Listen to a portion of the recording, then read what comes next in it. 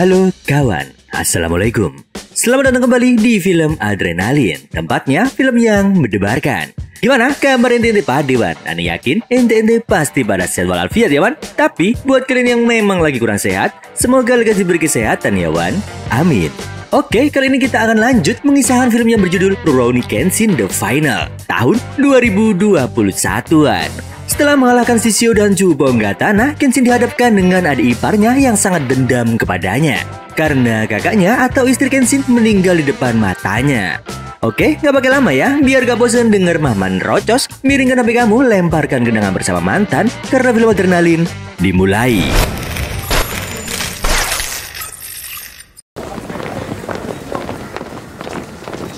Cerita berawal dari stasiun kereta yang berada di kota Yokohama. Pada tahun 1879, Kapten Polisi Saito atau yang telah berganti nama menjadi Guru Fujita mencari seorang pedagang senjata dari Shanghai, Cina. Orang yang dicari Saito dulunya juga pernah menjual kapal perang dan senjata kepada Makoto Shishio. Setelah Saito menemukannya, orang tersebut sangat mengenal Saito dan kiprahnya sebagai pasukan elit Shinsengumi atau prajurit elit kesogunan. Orang yang dicari Saito itu bernama Enishi Yukishiro. Enishi dengan entengnya malah nawani senjata-senjata yang dia dapat dari perang Boshin kepada Saito. Omae mo hoshii no ka? Hoshii nara ikura demo utte yaru. Seinan sensou ga owatte buki ga dabutsuite shou ga nai. Kotetsukan, Gatling ho, Schneiderju. Akhirnya, Saito langsung menyuruh anak buahnya agar membawanya untuk ditahan. Akan tetapi, tak semudah yang dibayangkan wan. Enishi memberontak dan menusuk salah satu seorang prajurit dan malah menanyakan keberadaan Batosai sang membantai. Pertanyaan itu membuat si Saito heran karena seorang mafia Cina tiba-tiba menanyakan mantan membantai di Jepang. Setelah itu, pertarungan pun terjadi. Tapi, pada akhirnya Enishi tiba-tiba menyerahkan diri untuk ditangkap.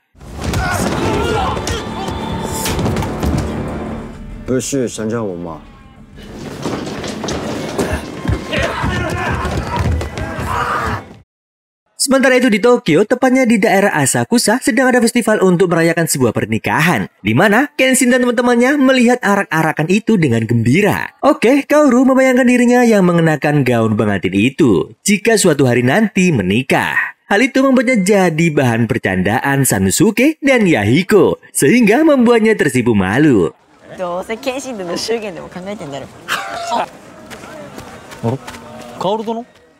Di tempat pelatihan kepolisian yang berada di Kementerian Dalam Negeri, para polisi sedang berlatih pedang untuk menyiapkan diri dalam melindungi negara. Di sana ada kepala polisi yang bernama Uramura dan juga salah satu master pedang yang bernama Maekawa. Bersama beberapa muridnya menjadi pelatih di tempat itu. Tak lama kemudian, Kenshin juga datang untuk melihat-lihat para polisi yang berlatih pedang. Di mana saat itu Jepang mengalami gejolak dengan Tiongkok yang dikhawatirkan akan terjadi perang besar di antara kedua negara.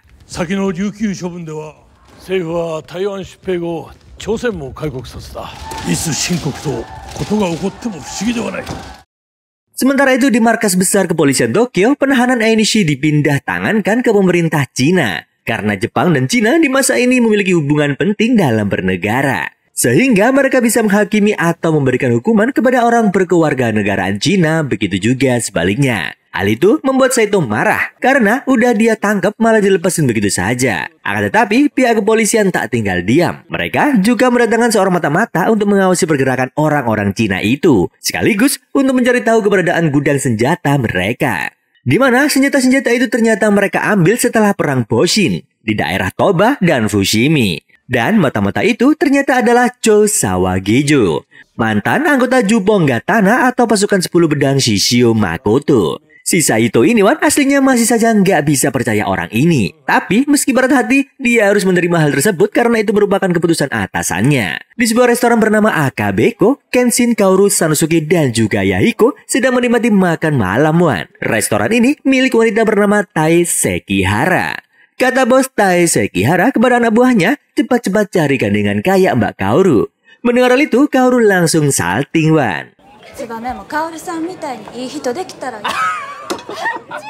Oke, di saat yang sama, Enishi bersama 5 orang yang juga satu tujuan dengannya, yaitu membalas dendam kepada Kenshin, sedang mempersiapkan senjata untuk menghancurkan kota yang ditempati oleh Kenshin, yaitu Tokyo. 6 orang termasuk Enishi ini dikenal dengan Rokuni no Dushi, atau 6 orang sahabat, di mana mereka semua dipersenjatai dan dibiayai oleh Enishi untuk menyiksa Kenshin lahir dan batin wan. karena ternyata mereka semua juga memiliki dendam yang sama kepada Kenshin. Enishi menyuruh orang yang bernama Kuji Ranami untuk meluncurkan tembakan meriam. Tembakan itu mengenai restoran Akabeko, tempat makan favorit Kenshin dan teman-temannya. Untungnya Wan, saat penembakan itu terjadi, Kenshin dan yang lainnya sudah pergi dari tempat itu.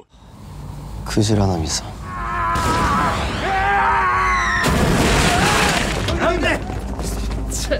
Kemudian polisi datang untuk memeriksa Bukit Ueno, tempat yang disinyalir menjadi pusat penembakan. Kenshin dan Sanosuke pun ikut bersama para polisi itu. Di tempat itu, para polisi tak menemukan satu bekas senjata yang dipakai oleh mereka, tapi hanya menemukan kertas bertuliskan Jinchu atau penghakiman manusia. Sebenarnya itu ditujukan kepada Kenshin, di mana dulu sewaktu masih menjadi pembantai, Kenshin juga melakukan hal yang sama. Setelah menghabisi targetnya, Kenshin yang teringat masa lalunya mulai memahami apa yang sedang terjadi saat ini, yaitu ada seseorang yang ingin balas dendam kepadanya. Tak lama kemudian, Saito memberitahu Kenshin bahwa ada seseorang dari Shanghai, China yang ingin membalas dendam kepadanya.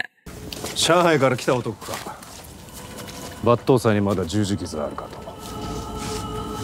Malam itu juga, orang-orang yang menjadi korban ledakan di Akabeko dirawat dan diobati oleh Megumi. Di waktu senggang, Sanosuke iseng-iseng bertanya kepada Megumi tentang bekas luka di pipinya Kenshin yang gak hilang-hilang. Megumi menjawab sesuai dengan yang pernah dia tanyakan kepada dokter, bahwa bekas luka akibat kemarahan di jalan keadilan tak akan menghilang sampai kemarahan itu mereda. Sanosuke iseng tanya karena dia curiga dengan kejadian ledakan di Akabeko, yang mungkin ada hubungannya dengan Kenshin dan masa lalunya.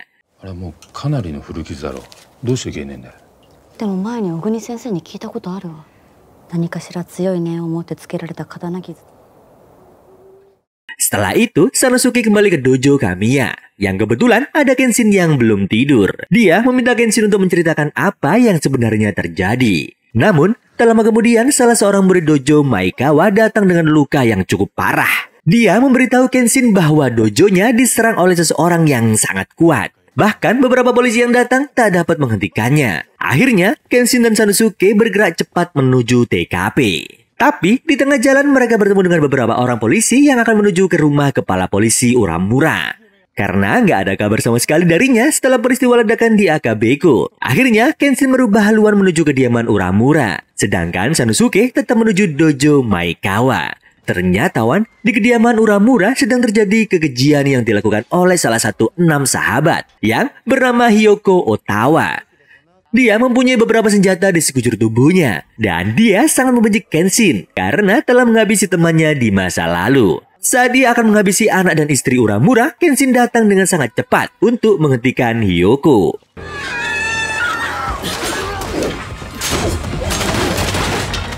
Di pertengahan pertarungan, Kenshin penasaran dengan dalang di balik semua kejadian ini. Kenshin akhirnya memenangkan pertarungan. Namun, tanpa diduga Hiyoko Otawa meledakkan diri di kediaman Uramura. Kenshin masih belum menemukan jawaban atas pertanyaan besarnya, yaitu siapa yang tega melakukan ini semua padahal dendamnya hanya kepadanya. Sementara itu di dojo Maekawa, orang-orangnya pada dibantai semua oleh orang yang bernama Banjin Inui. Dia merupakan petarung tangan kosong dengan memakai sarung tangan kebal yang dapat menangkis serangan apapun. Dengan sangat brutal, dia menghabisi murid-murid dojo dan juga beberapa prajurit polisi yang datang. Bahkan dia juga membuat pimpinan dojo Maekawa terluka parah. Beberapa saat setelah semuanya hancur berantakan, Sanosuke baru sampai ke dojo itu. Keesokan harinya saat jalan-jalan di tempat biasa dan dengan perasaan yang hampawan, Kenshin bertemu dengan Enishi yang memang sedang menunggunya. Saat melihatnya, pikiran Kenshin kembali ke masa lalu, masa di mana dia tinggal bersama istrinya dulu. Di sebuah desa, Kenshin melihat Enishi remaja keluar dari rumahnya. Kenshin sekarang sangat terkejut karena adik iparnya berada di hadapannya yang ingin menuntut balas dendam atas kematian kakaknya. Semenjak meninggalnya kakaknya di hadapannya, Enishi tak bisa hidup tenang. Apalagi tunangan kakaknya yang bernama Akira Kiyosato juga dihabisi oleh Kenshin dalam menjalankan tugas sebagai batosai. Enishi ingin dendamnya segera terbalas sedikit demi sedikit dengan harapan Kenshin bisa merasakan penderitaan yang selama ini dia alami. Enishi juga sedikit menceritakan masa lalunya kepada Kenshin. Setelah dia pergi dari Jepang menuju Shanghai, China, Enishi menjalani hidup yang berat serta dia sempat hampir meninggal di sana. Namun akhirnya dia bisa menjadi mafia besar yang paling disegani. Enishi melakukan semua itu hanya untuk membalas dendam kepada Kenshin atas kematian kakaknya. Dan sebentar lagi akan ada pembantaian yang lebih dahsyat lagi sebagai penghakiman kepada perbuatan Kenshin di masa lalu. Bukan hanya Kenshin yang akan menerimanya, tapi juga membuat orang-orang terdekat Kenshin merasakan derita yang sama.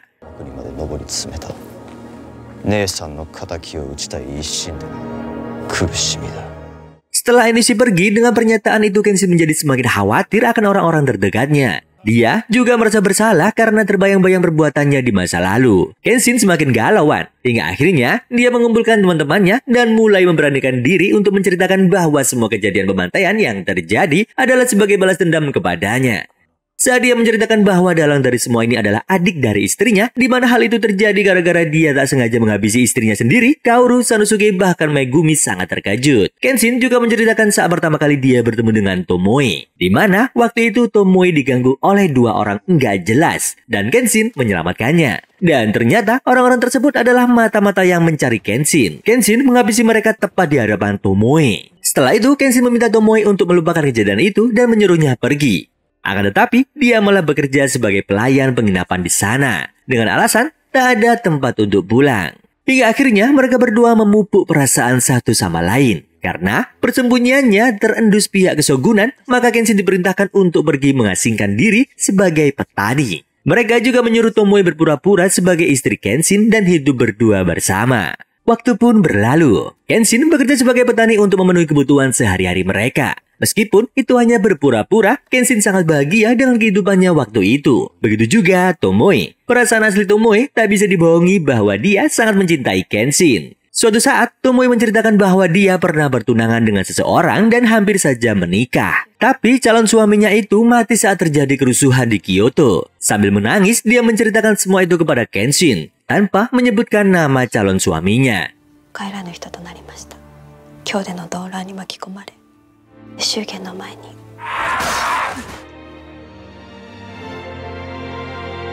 Dengan hati yang sangat tulus, Kenshin mengatakan jika dia akan menggantikan kebahagiaannya yang dulu. Namun, dibalik semua itu, ternyata dari awal perkenalan Tomoe dan Kenshin sudah direncanakan untuk membalas dendam. Di mana Tomoe dimanfaatkan oleh kelompok pembunuh yang bernama Yaminobu. Mereka dari pihak kesogunan untuk mendekati Kenshin dan mencari tahu kelemahannya. Tapi memang seiring berjalannya waktu, perasaan Tomoe kepada Kenshin semakin besar. Setiap malam, dia pasti menulis kesehariannya dalam buku harian tentang kehidupannya dan perasaannya kepada Kenshin. Pada suatu hari, adiknya yaitu Enishi datang untuk memberitahunya bahwa rencana penjebakan untuk melenyapkan Kenshin sudah dekat. Dia menyuruh kakaknya itu untuk bersiap-siap. Tapi waktu itu Tomoe merasa bimbang dan sangat bersalah dengan apa yang akan dilakukannya. Karena gara-gara rencana ini dia harus merasa sakit hati. Karena harus jatuh cinta kepada orang yang telah menghabisi calon suaminya. Dan sekarang malah berencana menghabisinya.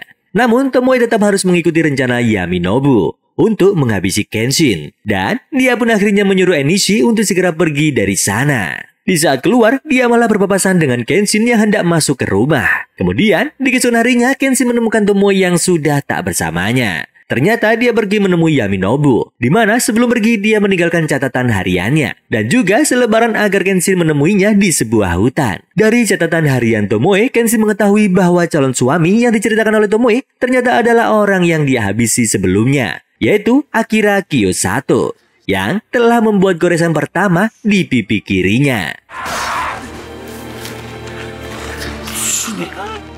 Akhirnya Kenshin pun pergi ke hutan seperti yang Tomoe tulis. Ternyata itu semua jebakan dari Yamanobu. Pada saat Kenshin bertarung dengan pemimpinnya yang bernama Tatsumi, Kenshin hampir kalah. Namun entah kenapa Tomoe malah datang menyelamatkannya dengan menghadang Tatsumi sehingga tebasan pedang Kenshin juga mengenai Tomoe. Sebelum menghembuskan nafas terakhirnya, Tomoe menggoreskan pedang kecil ke pipi Kenshin hingga membuat luka goresan Kenshin bertambah 1 dan berbentuk silang. Dan ternyata kejadian itu ditonton oleh Enishi, adik dari Tomoe. Semenjak saat itulah kebencian Enishi kepada Kenshin tak terbendung lagi. Mendengar kisah masa lalu Kenshin membuat semuanya juga seakan-akan merasakan kesedihan yang sama. Bahkan Kaoru sempat cemburu dengan kisah cinta Kenshin dan istrinya yang rela mati di tangan Kenshin demi menyelamatkannya. Di saat yang sama, para polisi sedang bersiap-siap menghadapi serangan selanjutnya. Kemudian Saito diberi peta tempat gudang senjata mafia Shanghai. yang berada di Yokohama oleh Chosawa Gejo. Padahal Saito sudah mulai sedikit berimpati kepadanya, tapi ternyata di balik itu dia tetap sangat menentang rezim baru ini. Peta yang diberikan kepada Saito itu ternyata hanyalah jebakan atas perintah dari mafia bawahan Enishi, yaitu Wu Heixing. Setelah itu, Cho menemui Enishi untuk meminta imbalan atas kerjaannya menjebak Saito. Dia meminta salah satu pedang buatan Cina yang ada di ruangan Enishi. Bahkan dia menantang Enishi untuk mencoba pedang itu.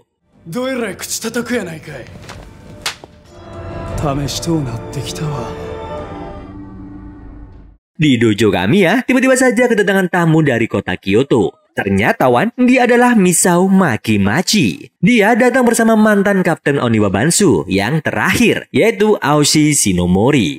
Dan beberapa mantan Oniwa Bansu yang lain. Kedatangan Misao adalah untuk menyerahkan buku harian Tomoe, mantan istri Kenshin. Di mana dia diberi amanah oleh seorang biksu dari Kyoto untuk menyerahkannya kepada Kenshin. Yang mana buku harian tersebut dia dapat dari ayahnya. Lalu buku harian itu pun dititipkan kepada Kaoru. Sementara itu Kenshin berjalan di pusat kota Tokyo yang sebentar lagi akan ada pembumi hangusan. Hanya untuk balas dendam kepadanya. Pada malam hari setelahnya, Saito dan beberapa prajurit polisi datang ke tempat yang diarahkan oleh Cho. Saat sampai di sana, yang ada malah orang-orang Cina yang sudah bersiap-siap menyerang mereka. Ternyata jebakan itu disiapkan untuk mengulur waktu polisi, di mana malam itu adalah malam yang dijanjikan oleh Enishi, yaitu malam penghakiman. Dan pada malam itu juga, sebelum mulai beraksi, Enishi menyebarkan selebaran bertuliskan Jinchu, atau penghakiman manusia ke seluruh Tokyo.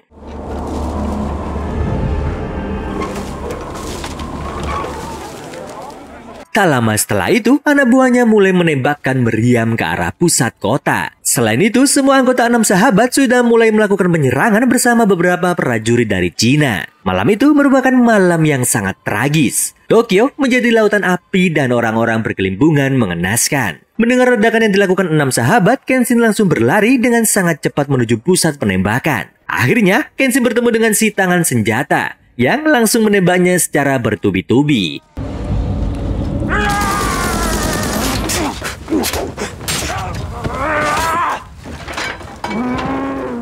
Tapi pada akhirnya Kenshin berhasil memotong tangan senjatanya hingga membuatnya enggak berdaya. Saat itulah dia memohon kepada Kenshin agar menghabisinya, di mana 14 tahun silam hal ini juga terjadi kepadanya. Dengan membiarkan dirinya tetap hidup akan semakin membuatnya tak punya harga diri sebagai samurai. Meski begitu, Kenshin tetap tak mau menghabisinya karena janjinya sudah mantap untuk enggak lagi ngebunuh orang. Tak lama kemudian, polisi datang untuk menangkapnya.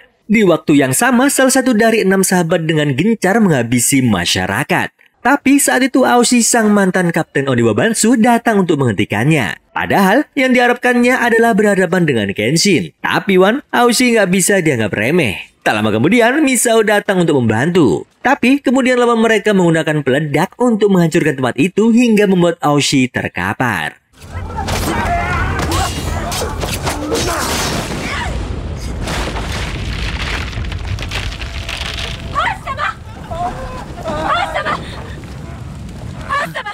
Di tempat berbeda, Enishi mendatangi dojo Kamiya dengan membawa karung berisi Cho yang sudah dia habisi. Dia disambut oleh Sanosuke yang langsung menerka bahwa dialah yang bernama Enishi, si adik ipar Kenshin yang menjadi dalang kerusuhan itu. Akhirnya, Sanosuke pun bertarung dengannya. Akan tetapi, Sanosuke bukanlah tandingan Enishi yang menguasai gaya bertarung dari Shanghai. Seperti biasa, meski udah babak belur, Sanosuke masih saja berusaha keras menghentikan Enishi yang akan membawa Kaoru. Beberapa waktu kemudian, Kenshin dengan cepat menuju dojo Kamiya setelah mengalahkan lawannya dari 6 sahabat. Tapi saat sampai di sana, Sanosuke dan murid-murid dojo sudah pada kelenger semua Hanya Yahiko yang masih selamat. Tapi dia menyesal karena nggak bisa berbuat apa-apa.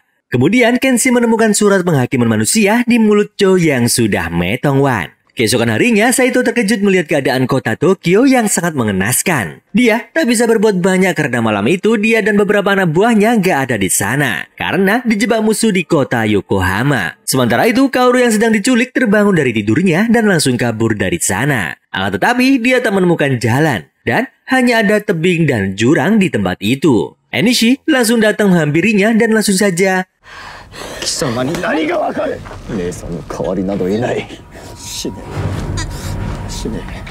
tiba-tiba saja dia menghentikannya karena saat itu Enishi teringat dengan kakaknya yaitu Tomoe.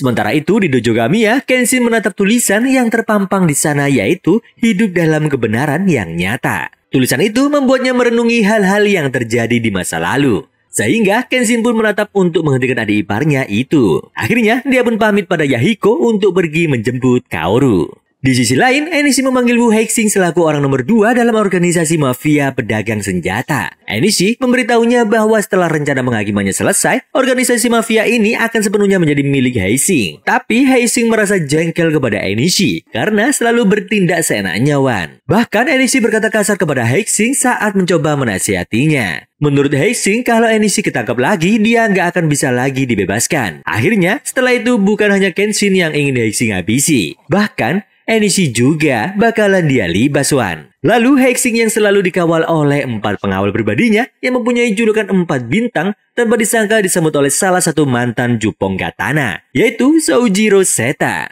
Salah satu pasukan elit Shishio berjuluk 10 pedang itu menawarkan diri untuk dipekerjakan. Malam harinya, Kenshin pun sampai di tempat Enishi. Kenshin sendirian melawan begitu banyaknya pasukan dari Cina.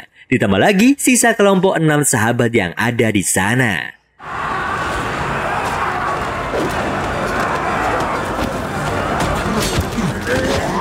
Tak lama kemudian, Misao dan beberapa mantan anggota Onibabansu datang membantu. Tak hanya itu, Saito dan beberapa prajurit polisi datang untuk meringkus Enishi. Dan satu lagi yaitu Sanosuke Sagara. Dia datang untuk membantu meski dalam keadaan luka parah. Mendapat bantuan di sisi luar Wan, akhirnya Kenshin pun bisa langsung masuk untuk menemui Enishi. Akan tetapi di dalam ternyata masih banyak sekali musuh yang menghadangnya. Bahkan dia bertatap muka kembali dengan Sojiro Seta yang dulu pernah beradu pedang dengannya. Tapi ternyata Sojiro malah membantu Kenshin melawan orang-orang Cina ini.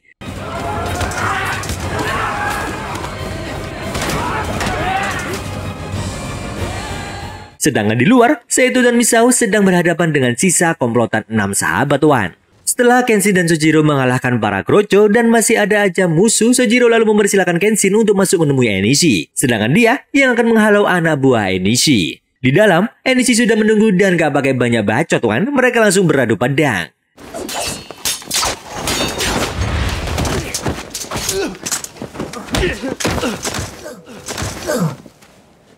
Setelah beberapa lama bertarung, Kenshin terkena serangan telak dari Enishi. Saat itulah, Enishi ingin Kenshin mengakhiri hidupnya atas kejahatannya di masa lalu.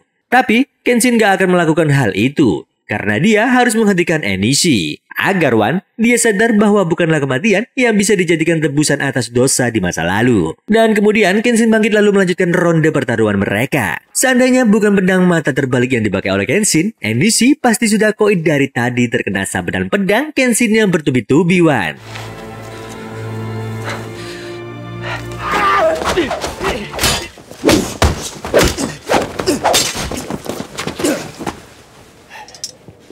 Kenshin akhirnya bisa membuat Enishi tak berdaya. Tapi saat Enishi menyerang Kenshin dengan pedang kecil, Kenshin malah terdiam tak menghindar. Kenshin juga malah meminta maaf kepada Enishi karena perbuatannya dulu. Di saat Enishi mulai bersimpati, tiba-tiba saja Kenshin ditembak dari belakang oleh Wu Hexing. Dan saat Hexing akan menembak Enishi juga, tiba-tiba Kaoru yang datang menghentikannya.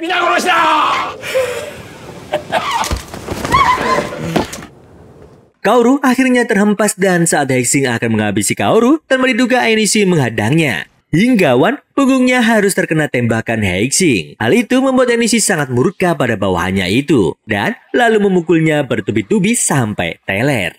Kaoru yang melihat hal itu langsung menyuruh Enishi untuk berhenti. Kenshin lalu menghentikan Enishi seraya berterima kasih kepadanya, karena telah melindungi Kaoru.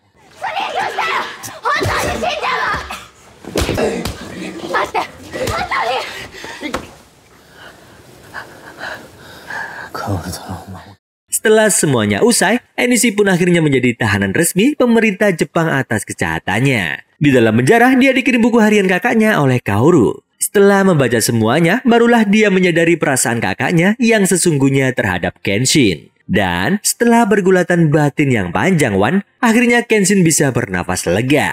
Dia mengunjungi makam Tomoe bersama dengan Kaoru. Mereka mengucapkan maaf dan terima kasih. Karena film sudah selesai. ありがとうかな。これから償わなくてはならない。縁の中の巴は決して笑わない。